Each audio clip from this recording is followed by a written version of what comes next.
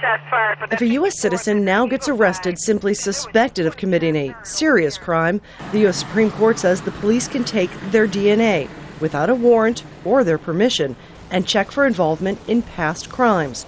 The case involves this man, Alonzo King, taken into custody for harassing people with a shotgun. Police swabbed his cheek and ran his DNA, and it said he was the man responsible for raping a woman in her Maryland home at gunpoint 6 years earlier, a crime he had never been suspected of committing.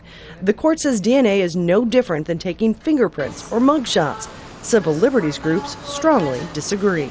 It violates a fundamental principle of our Constitution, which is that the police cannot search me or my house or my things without some reason to believe that I am related to the crime that they are investigating, and they don't have that here. These are routine DNA searches of all people arrested for what Maryland calls serious offenses.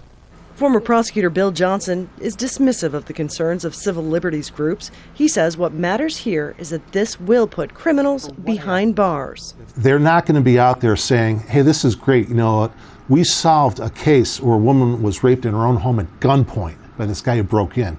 They'll never say, gosh, maybe now that this guy's locked up for the rest of his life, maybe she's got some peace at night. You'll never see the ACLU say that. They'll say, you know, it's too bad this rapist, this gun-toting felon, he had to have a Q-tip in his mouth. Oh, and that's, you know, that's just ridiculous.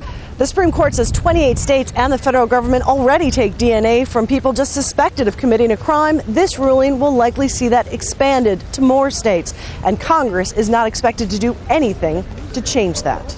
Patty Culhane, Al Jazeera, Washington.